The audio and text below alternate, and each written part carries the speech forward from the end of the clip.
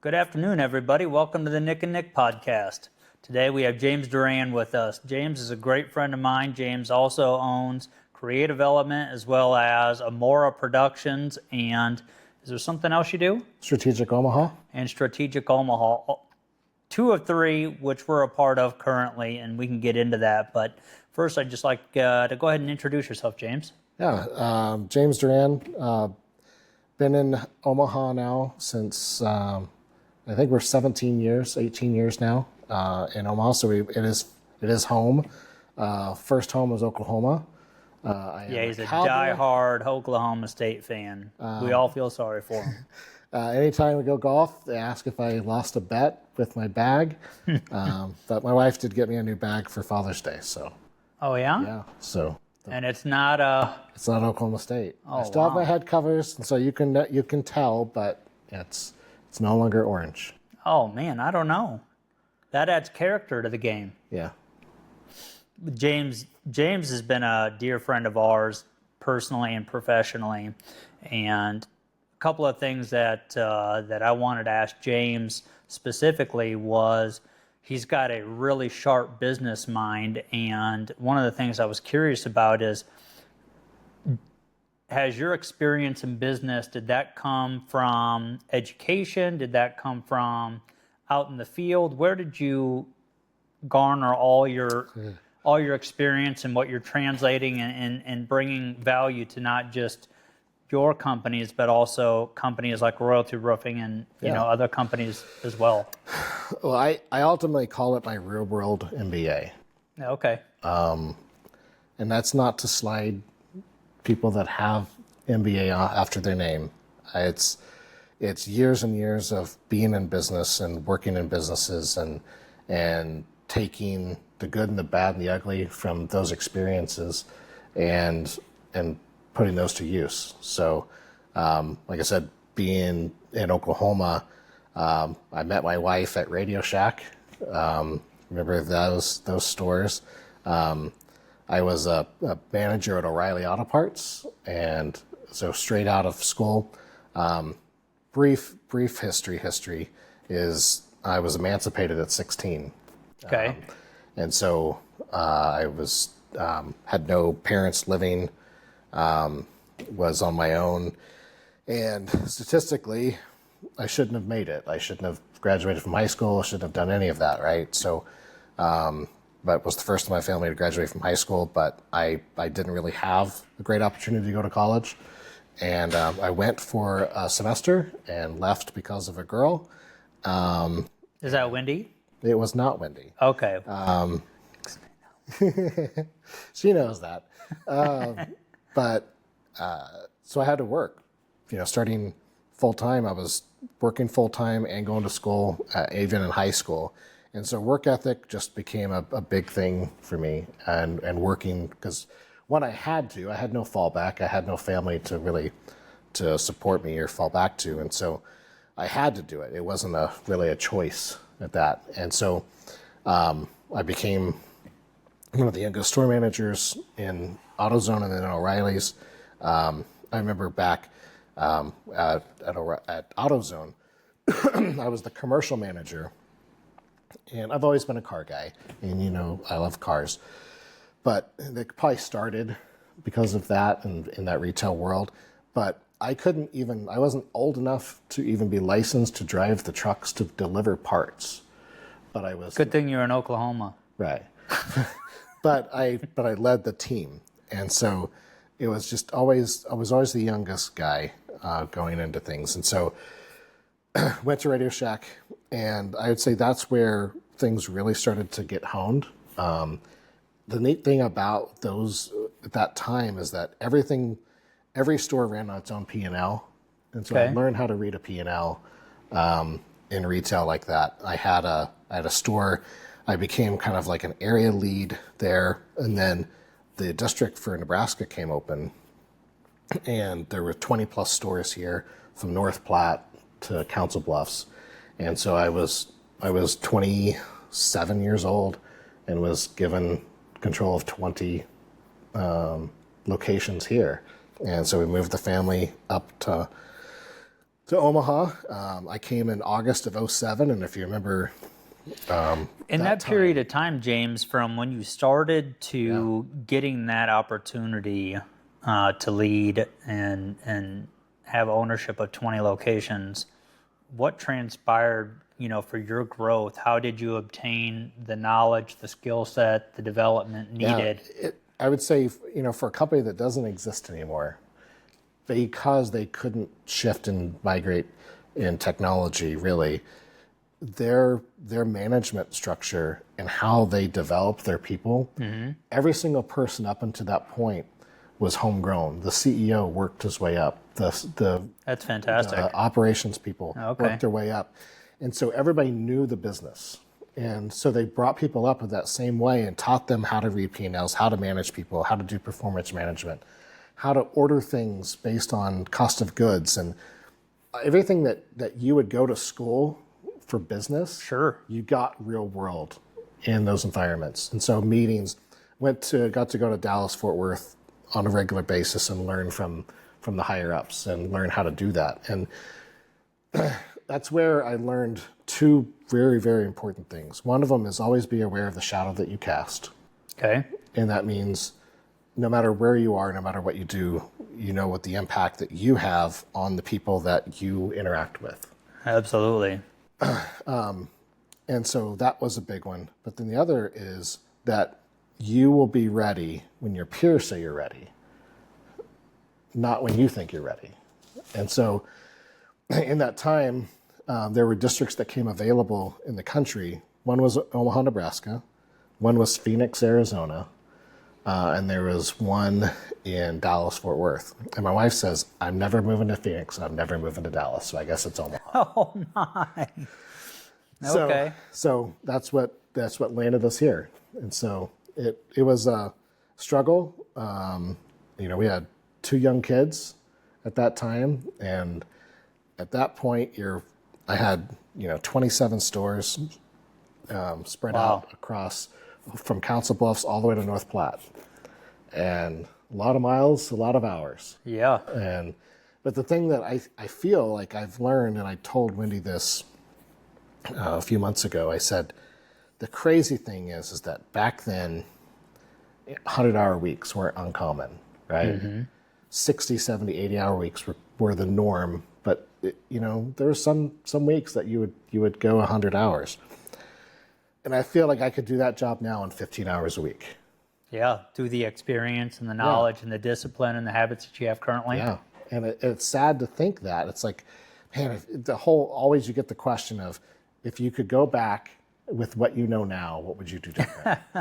I don't think you'd do anything different. I think it's all just a ladder, to propel you and create an opportunity for you to then share that same experience and knowledge and provide that same sort of opportunity for somebody else. Yeah, no, I don't disagree with that, and I've also believed that God has the plan and His will and His way, and that I wouldn't change anything that's happened to me in life because it landed me here next to you right now.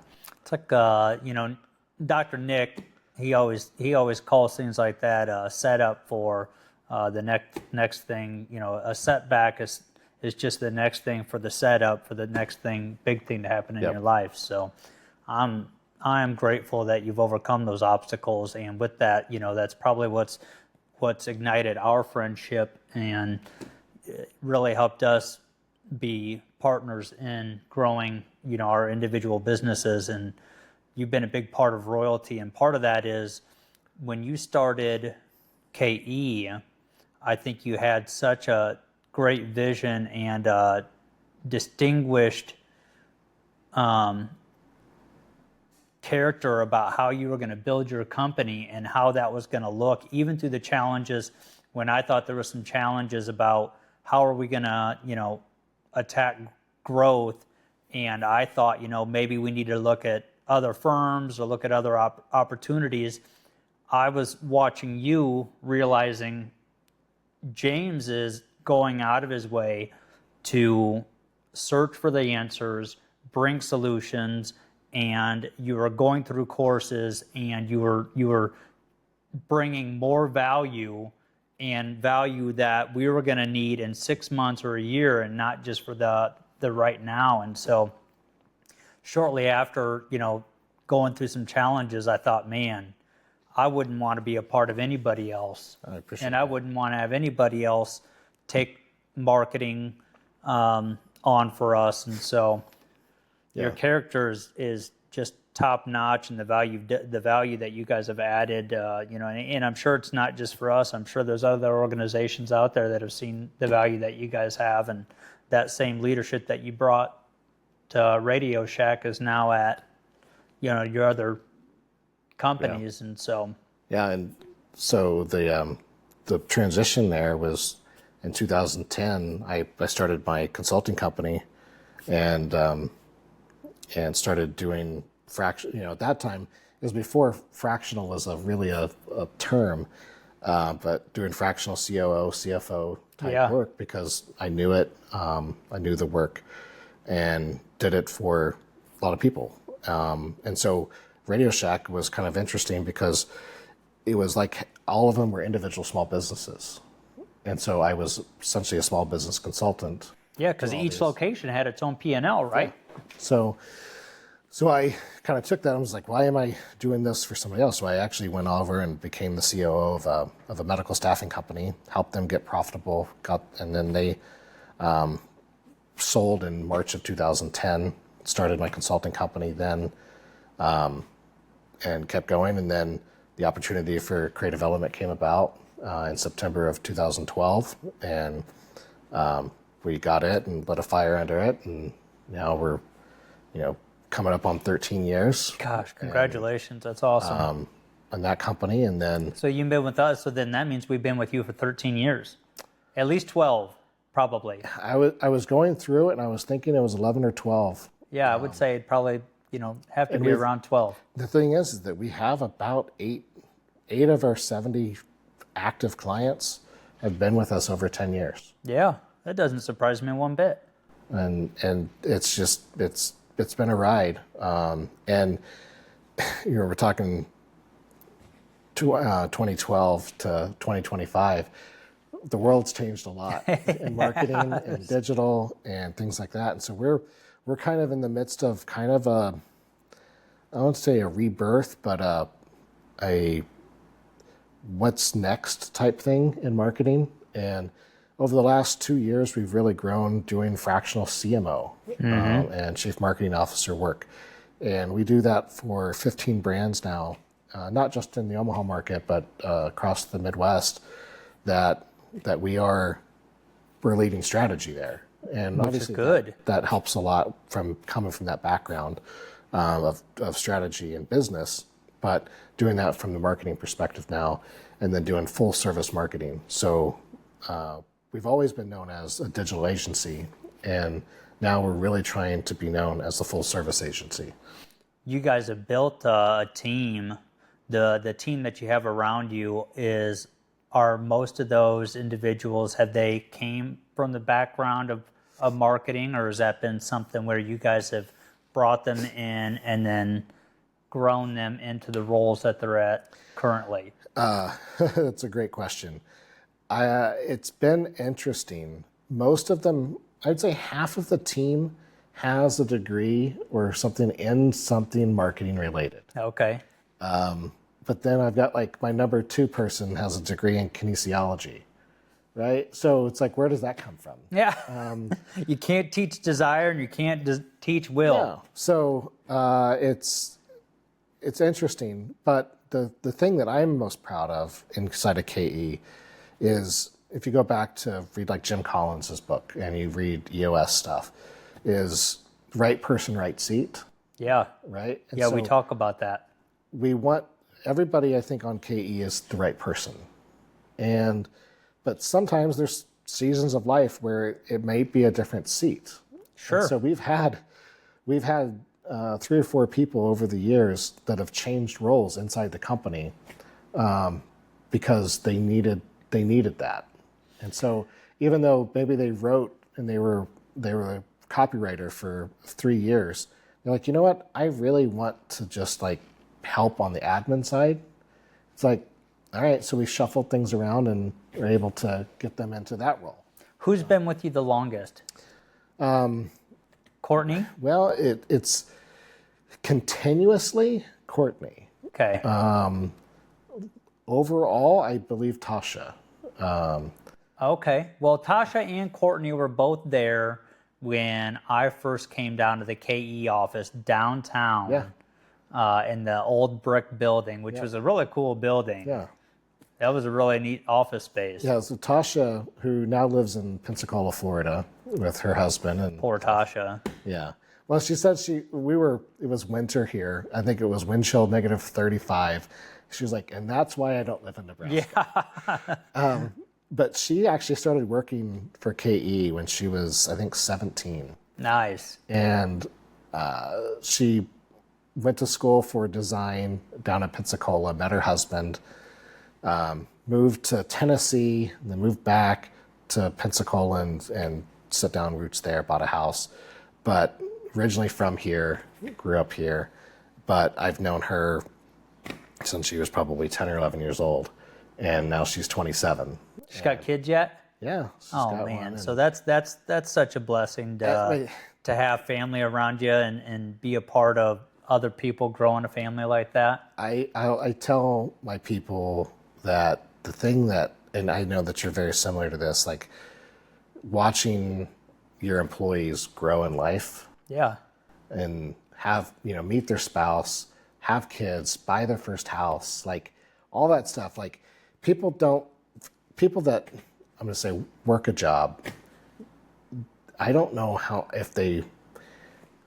I know that they don't understand the risks of the craziness that we take, but they don't get to see the joy that we have inside whenever our people have success. Oh, I agree. 100%. Yeah. Yeah, you can only share it so much. Yeah. Yeah. I've had so many amazing experiences.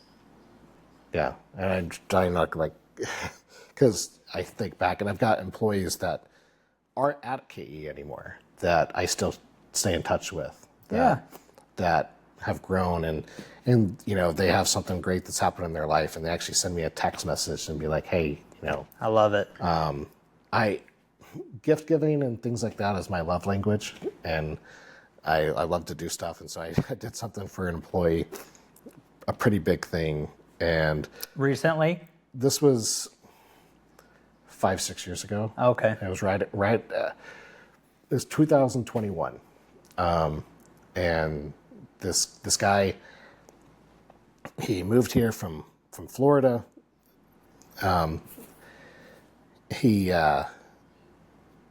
He doesn't work for KE now, but he's done stuff. He doesn't work for us directly. He's been a subcontractor for the last 3 or 4 years, doing some projects here and there. But he was an employee of KE for about 5 years. And he actually raced dirt bikes back home in Florida where he grew up. And he had gotten married and had a kid and bought a house and always wanted to get back into it and just couldn't. And always made the decisions for his family first. And so I found a YZF dirt bike and that he used to ride. And that same kind of line. Found one up in Sioux City, went with a friend up there, drove, picked it up, and coordinated with his wife. That's so cool. And dropped it off, and it was awesome. And he shared something with me that just kind of blew me away. And it's one of those emotional things. He said, because he came and he interviewed for KE when this is probably 2015. And we ended up taking a risk and hiring him. And he said, if you had not hired me, I wouldn't be married. I wouldn't have my child. I wouldn't have this house. I wouldn't be here right now. I'd be back home because I was leaving the next week if you didn't hire me. It's amazing how that some of those things happen. And, we are typically always an extension of what God is doing or what's happening and what we can do to be, a branch or, linked together with another individual. And so Yeah. I've always enjoyed our partnership and that similarity in how we do things, and just your nature to give and love on people and allow people to live through what they're doing. So I think it's a blessing to the community, and I think it's a blessing to individuals. And so what is Amora Productions? So Amora is a company that a guy named Chuck Amora started 20 years ago. Okay. And it was, they did a lot of regular film production way back when, and really found a niche in real estate. And they grew it from Omaha, Lincoln, Kansas City. They planted an office in Austin, Texas even. And he got to a point back in April of 22, we acquired that company from him. And it's just funny. It's one of those weird things. Back in 2015, Creative Element bought a Matterport camera, and we were going to go after that market, and we were going to compete with it. But I always looked at Amora as like the leader, and always respected them. And I never wanted to take business from them because I thought that they were the best in the business, and I just wanted to get into that market. And so then you fast forward, 7 years later, and you're like, there's the opportunity. So that's why I'm like How did the opportunity come across? So a real estate agent friend of mine was approached with it and said, hey, I have a listing for Amora Productions. Would you be interested in buying it? And he was like, I don't know how to run a business. I don't have employees, things like that. So I don't think I could, but I have a friend that could. And so I know somebody. And so we went to lunch and talked about it. And I was like, yeah, I'd be interested. Because I had known about the company for years. And so it kind of came about that way. And so we made the deal happen pretty quick. And so April 1st of 22, we acquired Amora. And then, just a few months later, the interest rates skyrocketed. Yeah, I know. The market went to... Can we get James Powell on the phone right now? Yeah. It just a couple days ago, saying, no, we're not going to lower them. Okay. But James, I got a question as I think about this stuff. One of the things that it's astounding that you've been able to create the success and create the continuity in a team and create, I don't want to call it a lifestyle. I'm trying to think, I just want to say create an opportunity. You didn't have the background, you don't have a secondary schooling education, but your experience has led you along the way. What has kept you grounded?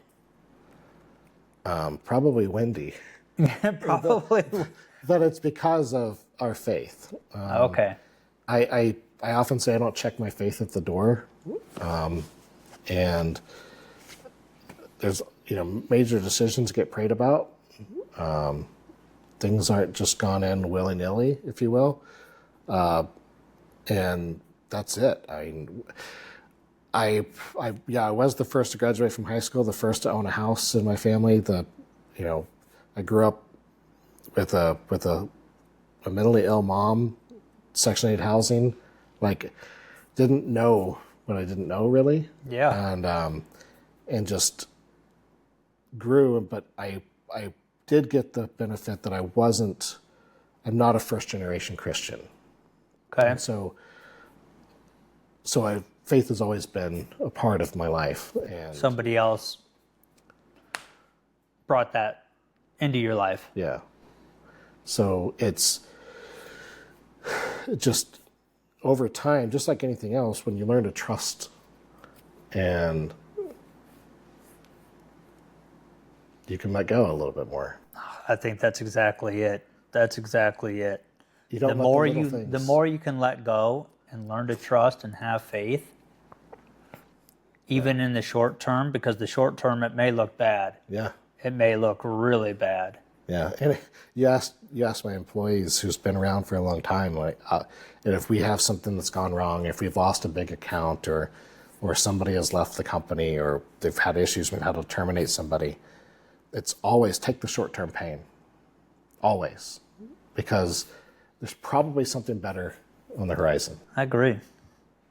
Yeah, the opportunities, you live right, you try to do the right things, but keeping grounded, I think that's a big thing. I mean, you've got a lot going on, and you've accomplished not just successful businesses, but you also have raised a family in the midst of all of that. Yeah. And in the midst of COVID, and in the midst of moving from your home and coming to unknown chartered territories where it snows. Yeah, it's weird. My wife and I were talking because she's got a similar trek to me. She's been on her own since she was 16.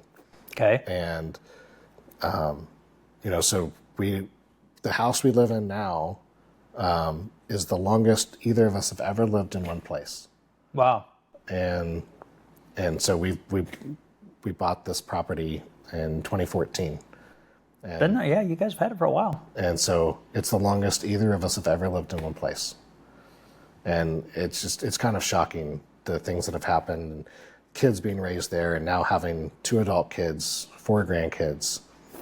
It's awesome. It's crazy. And not only that, but you've been able to, you have a half brother or a full brother that you were able to reconnect with. Yeah. In Oklahoma City? He lives in Amarillo. He lives in Amarillo. Growing up, my full blood brother, is in Oklahoma. He's a police officer. Yeah. There. Up until 2 months ago, I rode motorcycles for, last 15 years. And I say that for a reason, because I got a message about 4 years ago on Ancestry.com that said, "Are you that boy I met all those years ago in Guyman, Oklahoma?" And Guyman is up in the panhandle of Oklahoma. And I was like, "No, not me." He's like, "Is your Just a random message. Yep. And he's like, "Well, was your dad Gerald Duran?" And I was like, "Yeah." He's like, "Mine too."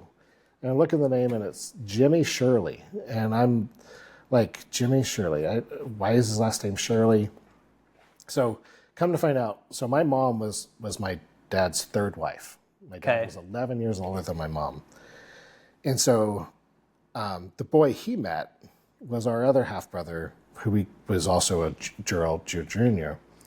And our dad tried to pawn him off on Jimmy, because our dad was living life. Not a good guy. Yeah, outliving his own life. And so he tried to pawn him off. And so Jimmy was a sheriff's deputy in Guyman, Oklahoma. Wow. And my full brother is a police officer, right? And so we started trading stuff and figuring out that, so his name was Shirley because our dad kidnapped him when he was 1 year old. Him and his mom and our dad got divorced, and so he's 9 years older than me, and so he was the firstborn. And our uncle found him about a year later and returned him to his mom. His mom had remarried, and that man adopted him. Wow. And so his name, but then we were thinking about it. So our dad named 2 boys James Duran, because his name was James.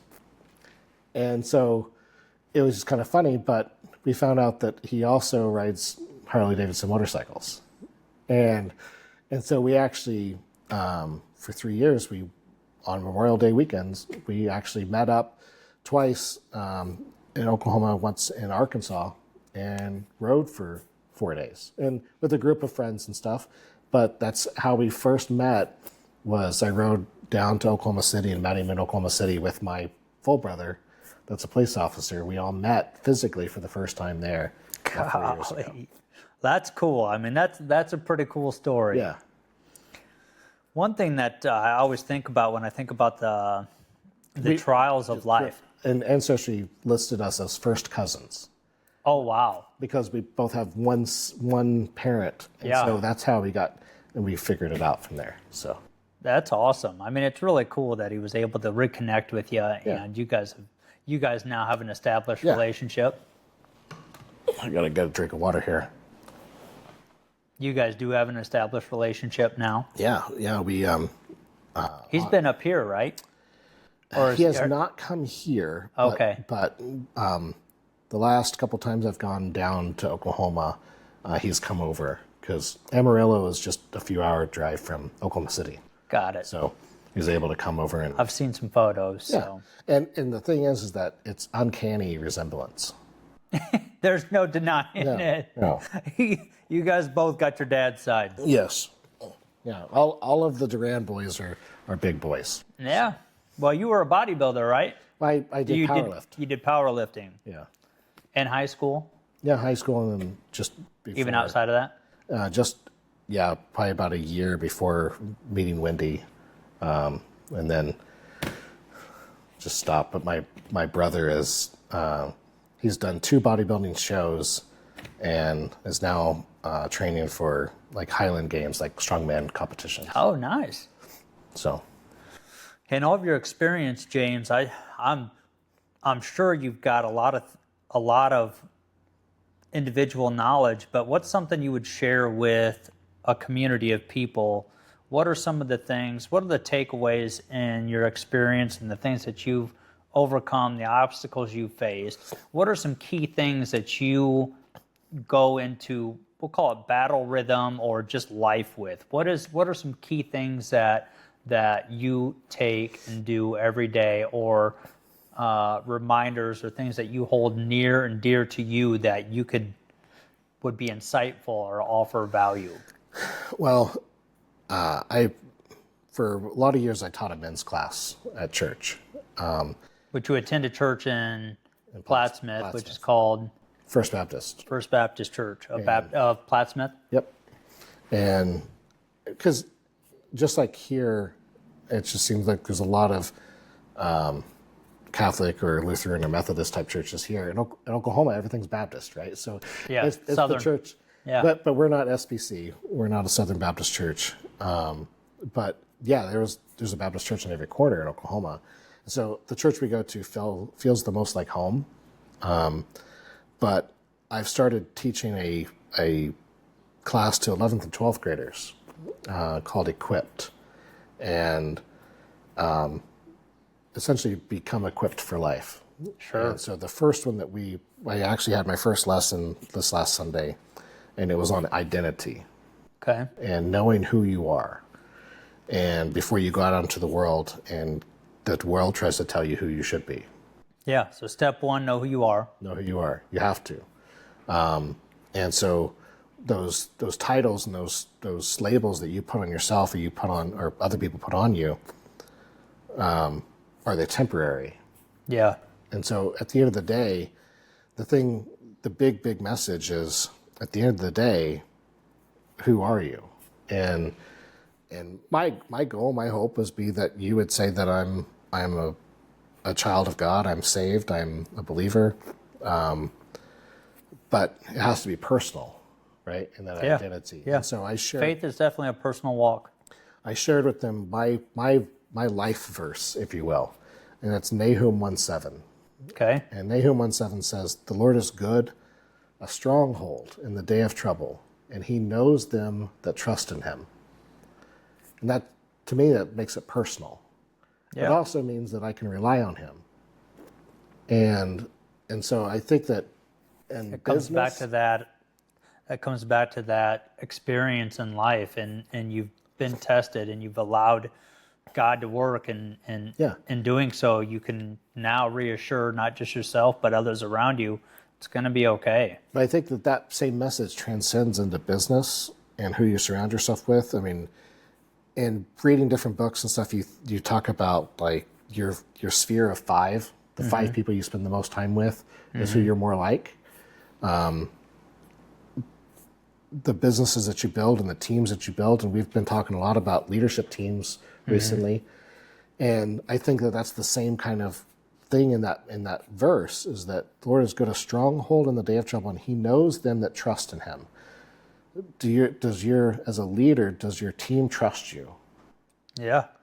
And great will they point. go with you? And I tell my team, I want to go storm hell with a water gun with you. Yeah. There you go. Right? Like Yeah. that to me means like we are together in this. Yeah. We are moving forward. And so if I gave anything or said anything to a group of people, it's be around people that you trust and that trust you. 100%. And you've read Extreme Ownership, and you've read those books that really talk about team and the need for it. Yeah. Yeah, you gotta have really good people around you. You gotta have people that care about life, that are looking to build others up around them and can invest, and have also been tested. They also have to have some perseverance. They also have you need people that have overcome challenges and that are willing to go into battle with you. Yeah. You're in a battle of life, or you're in a battle of a relationship, or you're in a battle of opportunities, whether it come to business or personal. You need people that are willing to go in there and fight with you. Yeah, and that then goes into family with your spouse, right? And being trusted. And so in my men's class, the thing that I've always led with there is that at the end of the day, there's 2 rocking chairs on the front porch. That's it. It's a good point. Kids are gone. Business is probably gone. Maybe you've moved on from it, sold it, moved, and that's it. So if that's going to be good, you got to make it a priority now. Yeah. Yep. It's got to stay on top of that's definitely got to stay on top of the charts. Yeah. What else would you say, James? I know you've got successful businesses, you've got 4 grandkids, you've got a wonderful marriage, you've got 2 kids. If somebody was gonna want to start a business, or they were looking to even start a family, and they were concerned, or they wanted some piece of advice, what do you think you would say to them? Well, you've mentioned about being grounded. That they've got to have some security and some foundation first. I get a lot of people come to me and ask me about starting business and talking through those things, and I ask them what the plan is, and I always want to see things written out. Yeah. I think that if you have a plan, and if it's not written out, it's just a wish, it's just a dream. Same thing in a relationship. I think things should be written out, and that's maybe old school for some people. I don't care. Type it out. Maybe they need to text it out. Put it TikTok down. that bad boy. Get it out of your head. Yeah. Right? Yeah. But then you have to share it with somebody else. Yeah. And that makes it real. Mm-hmm. And then you have accountability. Right. And that's being knowing what people's risk tolerances are. I think that plays a big part in it.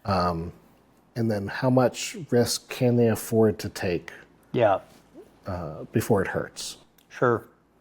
And a lot of times if it's, you have to really see how passionate they are about what they want to do. Right. What are they already doing? I mean, what does their dedication and what does their life look like currently?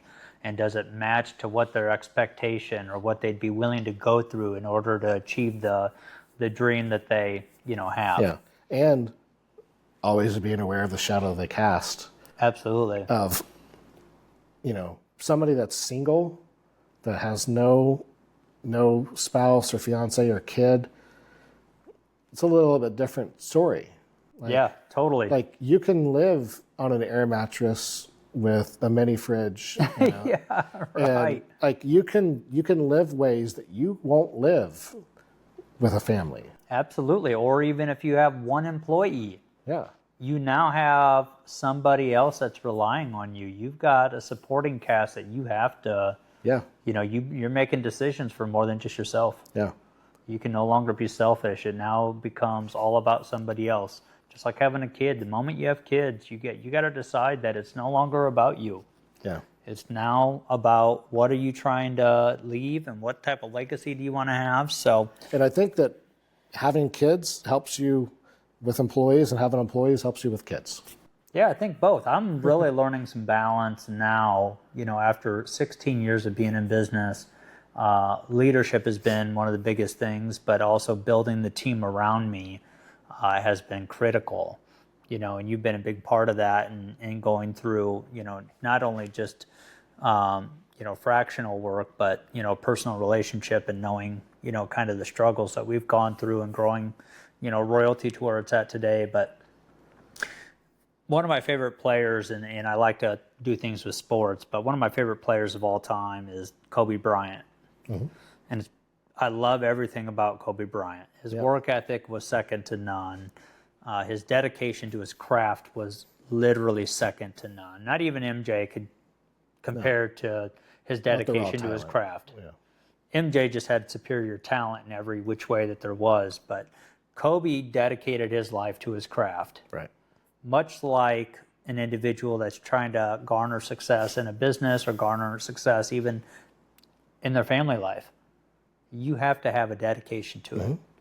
You have to be committed to whatever the desired outcome is, 100%. And he even branded the switch that he could flip. Absolutely. Mamba mentality. Absolutely. Yeah. He said, they said, hey, Kobe, how come you didn't want to pass the ball in the playoff game? And he said, I know how you show up to practice. You expect me to want to give you the ball when the game is on the line, and I know how you show up each and every day? It ain't happening. Right. No. I'll give myself that shot each and every day. Building a team, though, that's why I was real curious about your supporting, how you got from where you're at to where you are currently is, the leadership qualities that you have are really, really good. You are very down to earth. You are educated. You've gone through the trials and tribulations of not only life, but also business. And you've done it very, very well.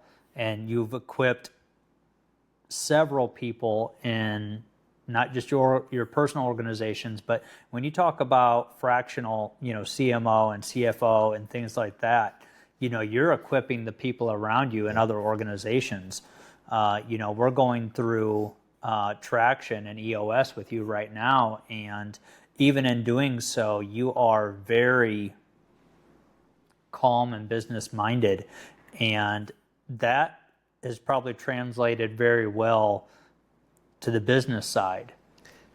It's funny you say that because some people, I guess it depends on the environment that's needed. If it's needed to be calm, I'm calm. If it's not, then I'm passionate. And so some people see two versions of me in those situations. And I like to let the natural conversations happen and see where they go a little bit more than maybe some do. But I like to steer it a little bit. I've been around you enough to know that it's professional, but there's a line. Yeah. Yeah. There's also a line of where we find professionalism and where we have found grace to no more grace. Yes. So yeah. I definitely understand that. Yeah, we did our spiritual gifts test about are you a good teacher? Are you a good admin? Are you good with generosity and stuff? And mercy is my least. and I talked to my pastor and I said, I understand it, but I think you can have a lot of empathy and not have a lot of mercy. Sure. You'd be like, hey, 100%. I'm sorry this is going on. Now what are you going to do about it? Right. I get to now what are you going to do about it? Quickly. My wife is the same way, 100%. And some people view that as being cold. Yeah, unapologetic. Or... Yeah, but it's like, how do you solve it? What's the problem? Have a plan, execute the plan. And I think a large part of that is you were raised predominantly by yourself or with little help. And so having to come up with solutions and face challenges, you've been doing that for a long time. Yeah. And so you realize that in order to truly overcome an obstacle, you simply just have to face it. And then you just have to fall forward at every opportunity you can, no matter if it's a mistake or not. You could go in the wrong direction, or it might not be the right decision at that time. But as long as you're falling forward, as long as the choice that you're making is moving the needle and it's not going either backwards or it's not sitting stagnant, you're at least making a move, and you're at least going to learn a lesson, acquire a skill, develop, and the right thing's probably just right around the corner. Yes. The big thing is going back to your question on what would you tell, make a decision and act quickly. I've heard that. Commit to it. And then commit to it, regardless of what happens.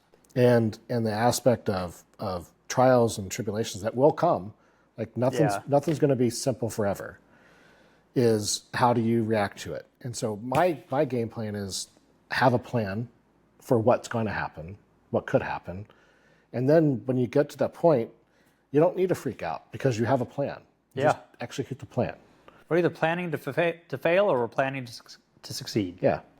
And so people that you see that freak out, like when COVID happened, and everybody went home.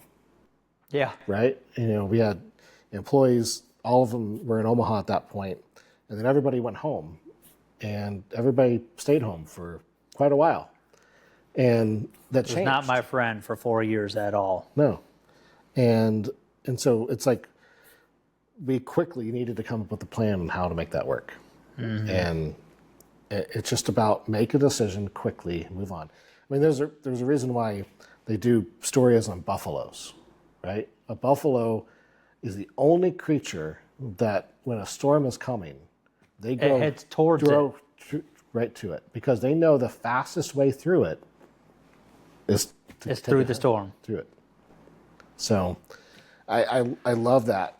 And that's a great analogy. And all the buffaloes and stuff, it's kind of great. But one last thing. Our relationship is predominantly creative element. So we'll end with that. What is a few marketing gems that you would give to an entrepreneur, somebody looking to maybe either start, or somebody that's in the process of identifying what they need or what they're looking for, or their growth strategy? What are a couple of gems you would leave them with or ask them to think about? I would, shocker, but plan. Yeah. Says the planner. Yes. But be flexible. Be nimble. It's not going to happen overnight. Yes, but also be nimble and willing to change direction quickly. If something's not working, be willing to move off of it quickly. But try new things. The thing right now is the advent of AI and coming into the marketing world. And right now it's doubling every 7 months. Is the abilities and the Wow, that's fast. It's very fast, and it's coming very, very quickly. Wow. And is so that bringing challenges as well? It does, but it's how do you use it as a tool, and use it, because somebody coined it, and it wasn't me. Somebody in education, they said that your job in the creative world is not going to be replaced by AI, but it's going to be replaced by somebody that uses AI. Sure. And I believe that that's true. Sure, it's a tool. But you cannot replicate the human mind and the creative aspects that come from it. And so you have to be able to use it as a tool to be more efficient and do things. Yeah. And utilize it. But you also now have to think about, and the number one marketing thing that we're working through right now is SEO. And SEO, as it has been, is changing faster than anything else with AI because of things like ChatGPT and Claude and Copilot and Perplexity. Is search terms by you and me on Google are reducing dramatically. Okay. And because we're not the ones doing the searching anymore, we're asking AI to search for us. Okay. And so we have a lot of what we call zero-click results. So we will go to ChatGPT. We'll type in something that we want. It's going out and searching the stuff and then bringing it Like back. that. But it never clicked on the link. But that doesn't mean it wasn't fed the information. And so it may return info that is gathered without ever clicking. So you as a business owner says, well, what's the value of this? I didn't get these clicks. I didn't have this visit. But they still got all the information. Wow. Because it was done via AI. So what do you think the progression of that's going to be? So it's learning how to write in plain English. Because AI does very well when you explain stuff very clearly. Okay. And so copy really gets into being the EEAC. So EEAT, I'm sorry.